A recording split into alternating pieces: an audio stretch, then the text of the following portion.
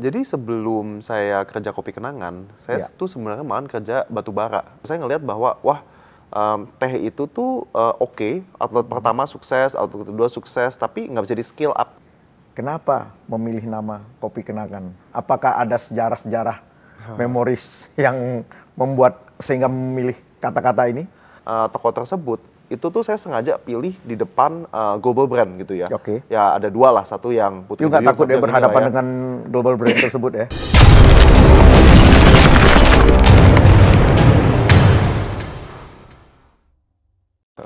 Terima kasih Pak Edward atas waktunya nih.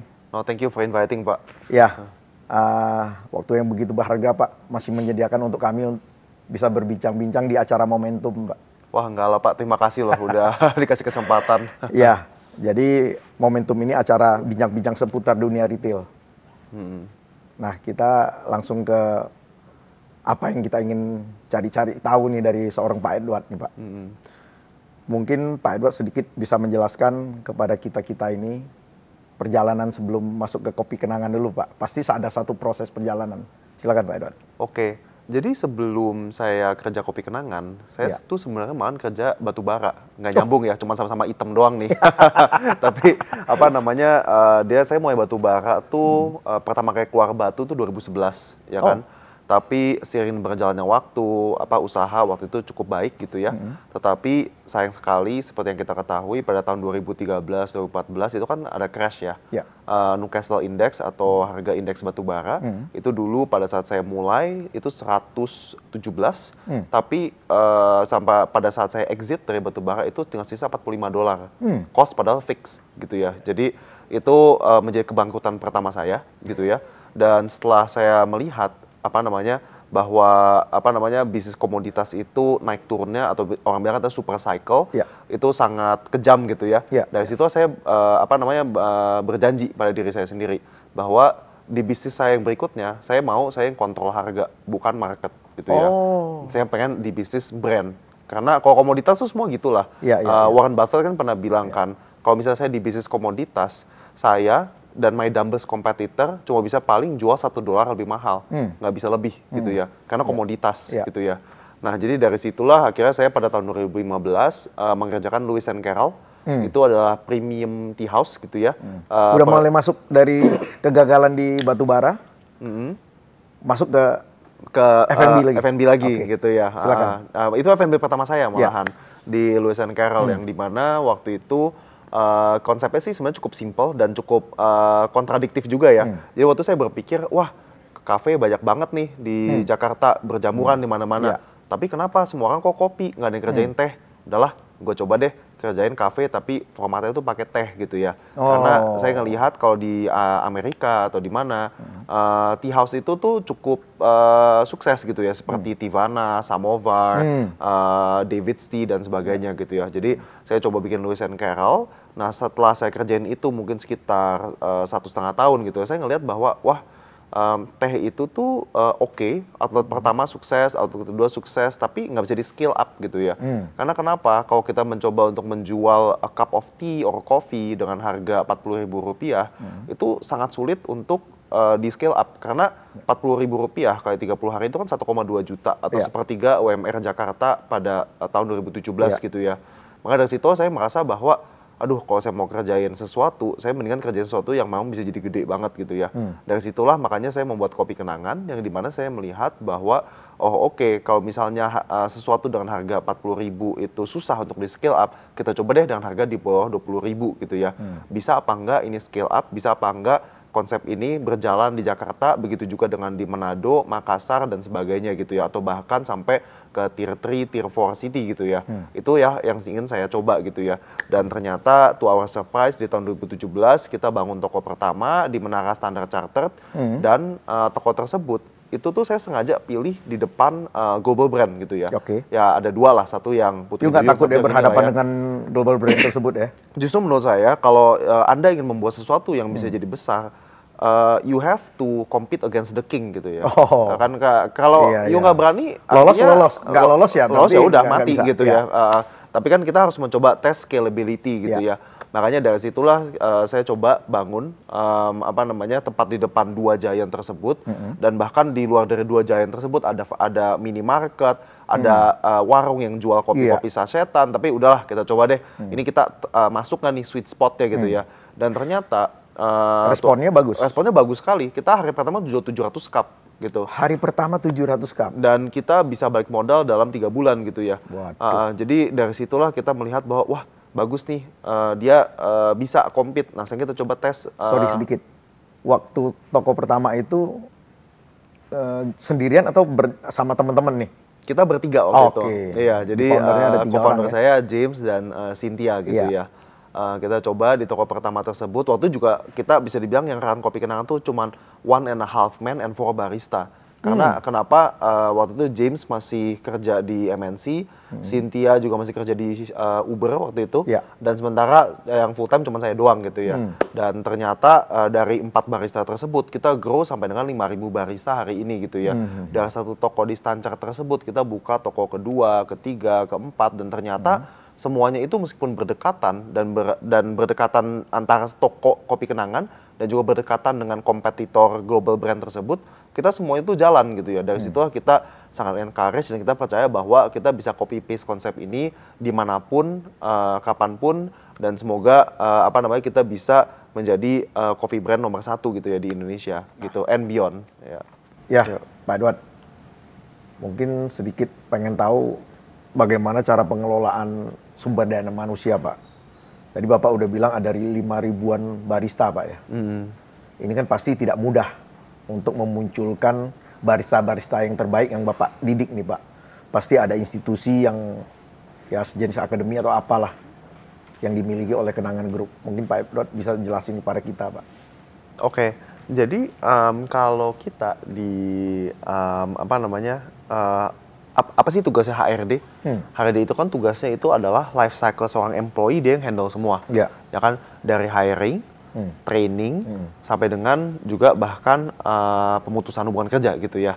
Nah, jadi kita menyadari bahwa hiring itu mudah di sini. Karena human resource kita cukup banyak lah ya di sekitar Indonesia gitu ya. Tapi yang kurang itu adalah skill worker gitu ya. Karena kenapa kedai kopi yang punya espresso mesin itu nggak banyak di Indonesia gitu ya. Maka dari situ kita menyadari bahwa kita sangat sulit untuk kita bisa bisa training calon employee tersebut kalau kita nggak ada training center gitu ya. Makanya kenapa kita membangun sebuah lokasi namanya Kenangan Academy, yang dimana fungsi dari Kenangan Academy ini adalah untuk memastikan bahwa semua calon barista yang kita hire bisa keluar tersertifikasi dan dengan standar yang ada. Dengan standar SCA atau Specialty Coffee Association gitu ya. Dan bukan cuman cara membuat kopi saja loh, tapi yang kita menyadari juga semua talent yang masuk ke dalam kita, pengetahuan mereka tentang QA QC itu sangat amat minim gitu ya. Mereka nggak basic knowledge seperti misalnya mencuci tangan ataupun susu nggak boleh di room temperature, itu tuh sangat kurang gitu ya. Karena dari situ kita menyadari bahwa kita harus punya sebuah training center supaya kita semua talent pool yang kita hire bisa masuk ke dalam lapangan pekerjaan sudah ready gitu ya. Jangan sampai dia datang, waduh, hygiene aja nggak ngerti gitu ya. Ya gimana kan kita produk makanan gitu, itu sesuatu yang orang konsumsi gitu. Jadi kalau misalnya QA QC-nya nggak beres ya itu habislah kita sebagai brand. Jadi dari situlah kenapa kita benar-benar menekankan hal tersebut, dan makanya kita juga sangat bangga gitu ya. Kita sudah mendapatkan berbagai macam sertifikasi ISO, dan bahkan terakhir kita mendapatkan award kita number 1 halal implementation di Indonesia gitu ya. Karena sudah mendapatkan itu semua, Pak ya. Itu semua gitu ya, karena semua ya melalui training gitu ya, bukannya melalui operation tapi training, semua melalui training. Cek dari proses awal sampai akhir. Iya. Harus memenuhi standar yang ada. Yes, benar.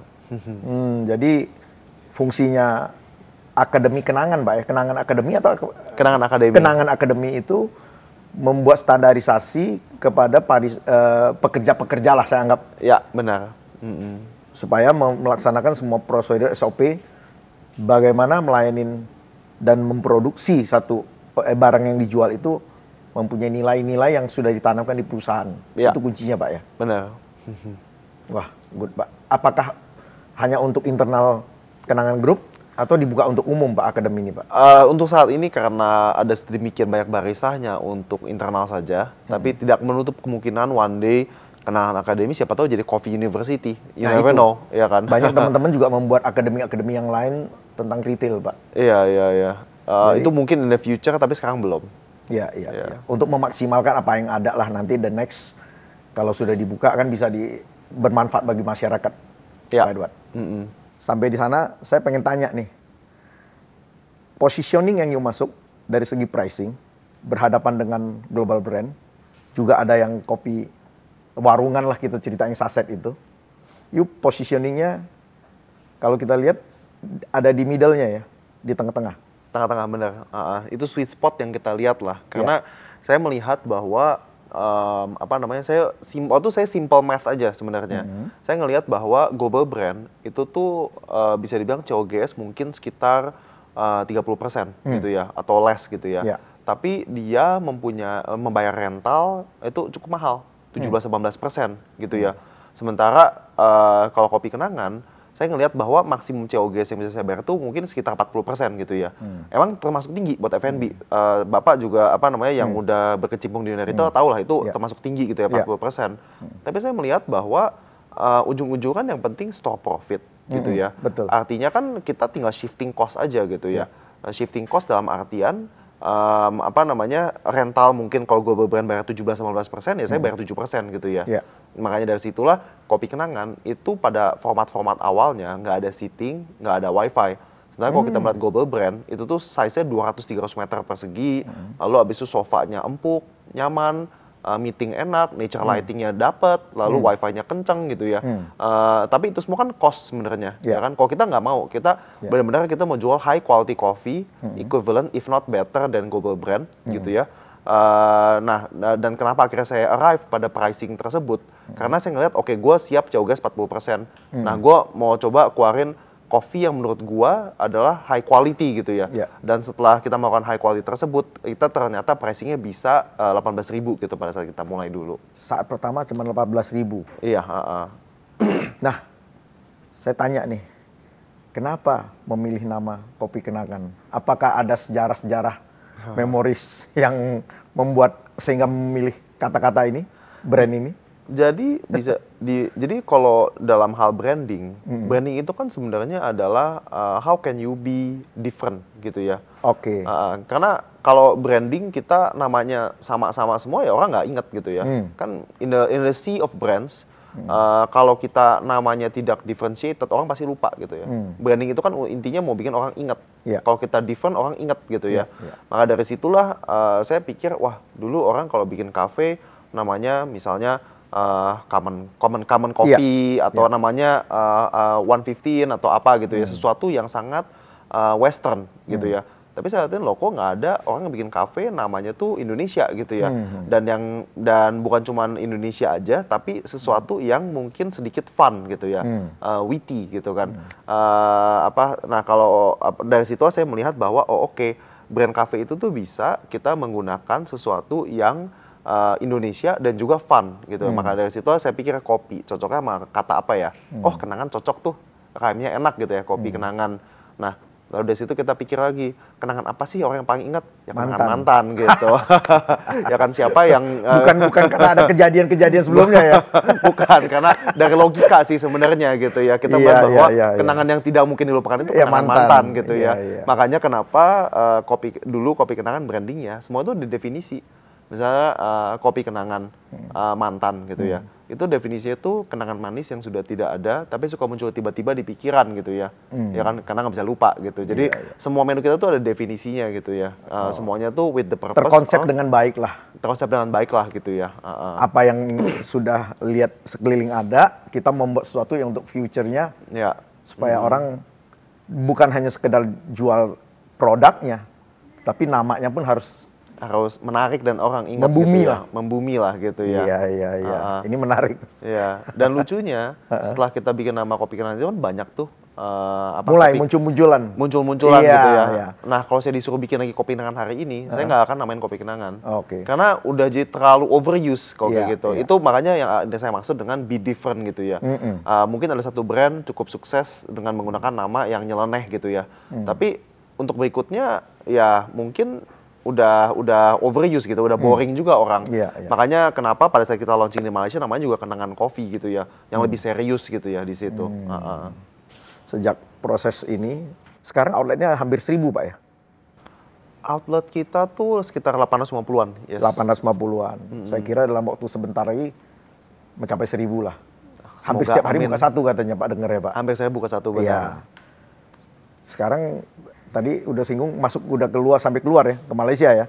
Ya sudah. Yang belum lama ini baru buka ya. Ya kita ada 5 toko sekarang di Malaysia. Langsung buka 5 Langsung toko buka atau 5 toko, langsung iya. 5 toko. Waduh. Selamat dulu nih untuk Oh, Yun. thank you, makasih Pak. Untuk Kenangan Group nih. Kalau di Singapura belum ya? Singapura belum? Belum. Ya. Ya next lah, kita doakan lah. Terima kasih Pak. Ya. Nah, Pak Edward, ngomong-ngomong kan Kenangan Group, saya ngomongnya Kenangan Group aja Pak ya, kopi Kenangan Group Pak ya, lebih enak. Kenangan brand. Kenangan brand, oke. Iya. Ini sudah mulai merambah, bukan hanya kopi Pak. Mungkin ada beberapa produk lah, nggak usah sebutin, you lebih hafal, mungkin bisa ceritakan kepada kita semua ini, kenapa masuk ke, ya ada ayam, ada roti, ada yang lain-lain Pak. Pak Edward, silakan Oke. Pak. DNA kita sih sebenarnya kita tetap adalah sebuah coffee company gitu ya.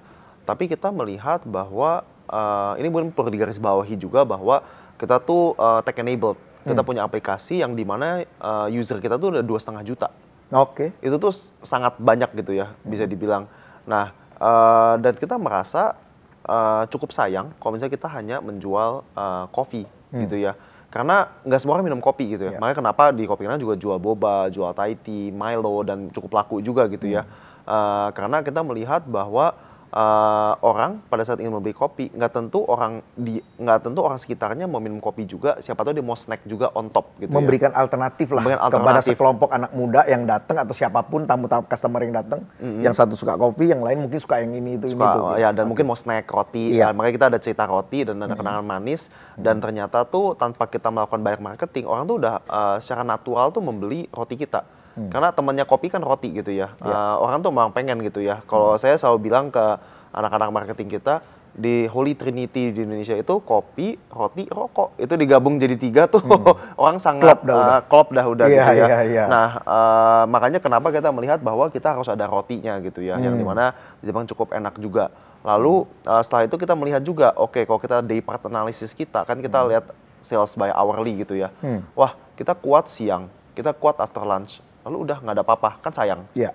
Gue udah bayar rental, gue udah bayar gaji. Betul. Tapi hournya nggak full gitu ya. Iya. Dan itu juga mungkin kalau itu kebalikannya mungkin kalau Anda adalah brand misalnya restoran Padang gitu ya. Iya. Ya kan, wah lunch juga bagus, dinner cukup bagus, in between mati gitu ya, nggak ada Betul. apa-apa. Ada jeda waktu yang kosong. Dari bantuan usaha sementara kita kan feel jeda waktu tersebut Betul. gitu ya. Makanya dari situlah kita melihat bahwa oke, ini adalah reason kenapa banyak brand seperti misalnya McDonald lah ya. Ya. Dia kan akhirnya mengeluarkan McCafe gitu ya. Ya. Karena dia mah day part analysis dia kurang kuat di antara sore-sore tersebut. Ya. Ya kan. Nah, kita bisa dibilang sebenarnya adalah kebalikannya. Kita adalah McCafe tapi kita melihat bahwa kita perlu makanan, makanya kita keluarin fried chicken dan juga burger gitu ya. Jadi memaksimalkan outlet dari waktu yang masih tersedia lah. Iya, gitu. Dan apa namanya tetap core-nya tetap coffee. Crowd puller kita tetap adalah coffee. Tapi apa namanya layering more products dalam retail tuh nggak ada salahnya gitu ya. Iya. Bayar OPEX bersama gitu kan. Iya. Cost-nya udah ya tinggal tambah sedikit tapi bisa dapat Ya, tapi bisa dapat inilah gitu ya. pekerjaan yang mungkin lebih masuk income-nya lebih gede dikit lah. Iya. Daripada yang kan sudah induknya udah kita keluarkan cost-costnya gitu. Iya. Wah. Nah, ngomong-ngomong, ini kan kalau saya lihat baru mulai juga buka Kenangan Heritage. Mungkin bisa singgung sedikit Pak Edward. Nah, jadi kalau tadi kita membuka outlet melihat day part analysis gitu ya. Nah, kalau Kenangan Heritage kita mulai dari pricing analysis gitu ya. Karena kita ngelihat bahwa semua harga dalam satu kategori itu tuh marketnya beda-beda gitu ya. Mungkin kalau Anda mau save money, beli kopi saset 1.000. Iya. Anda mau yang lebih convenient, beli RTD 5.000. Mau beli RTD yang lebih premium dikit, beli Nescafe 11.000 yang can. Tapi lalu kalau Anda mau fresh brew, naik pangkat lagi, beli seperti kopi kenangan gitu ya. Lalu tapi kadang-kadang juga ada juga orang yang ingin membeli kopi yang lebih specialty dan mempunyai sofa yang nyaman gitu ya, seperti ke Starbucks lah gitu contohnya. Nah dari situ kita melihat bahwa kita sebenarnya lost opportunity kalau misalnya kita tidak mengambil premium segment juga gitu ya. Makanya kenapa akhirnya kita bikin Kenangan Heritage gitu ya, yang dimana visinya dia adalah jendela kopi Indonesia gitu ya. Kopi-kopi yang di sana itu di-curate oleh Michael Jasin, yang dimana adalah Indonesia's #1 barista, ya kan. Nah, lalu dari Mikal tersebut kita curate coffee dari Flores, dari Solok, dari Takengon dan sebagainya gitu ya. Semuanya supaya kita bisa menawarkan opsi different beans. Karena di kopi kenangan normal susah kita kasih opsi beans sampai 10 biji gitu, itu nggak mungkin gitu ya. Tempatnya nggak tersedia kan. Tapi kan ada aja orang yang kepengen mencoba berbagai macam kopi gitu ya. Makanya kita bangunlah Kenangan Heritage gitu. Ini sudah mulai space-nya udah mulai besar lagi ya. Interiornya pun udah beda ya. Iya, kalau saya lihat sangat luxury coba. Iya. Iya. Jadi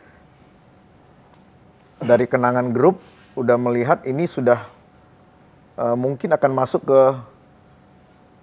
kelas yang sebetulnya sudah selama ini dipegang oleh brand-brand yang global nih Pak. Iya. Jadi memang arahnya udah masuk ke situ lah. Harus ke sana ujung-ujungnya. Karena masih ada ceruknya ya, pasarnya gitu ya, peluangnya. Benar. Oke, jadi ngomong-ngomong Kenangan Heritage baru berapa toko Pak? Baru satu. Baru satu. Iya. Lagi dilihat perkembangannya Pak ya? Atau ada tahun next, depan kita rencana sih udah mau membuat beberapa lagi. Cuma memang cari lokasinya lebih sulit ya. Iya. Karena harus premium location ya. Dia kan harus meeting point. Kalau kopi kenangan Anda taruh di LG basement atau lantai 5 juga nggak apa-apa. Nggak ada gitu masalah. Ya. Iya. Tapi kalau konsep seperti Kenangan Heritage atau Global Brand itu dia harus meeting point ya. Karena kan dia third home kan konsepnya. Iya. Third home nggak bisa ditaruh di LG atau B gitu ya. Betul. Jadi penempatan tempatnya pun lebih sulit daripada kopi kenangan yang selama ini kita lihat ada. Pasti, Pak ya. Iya.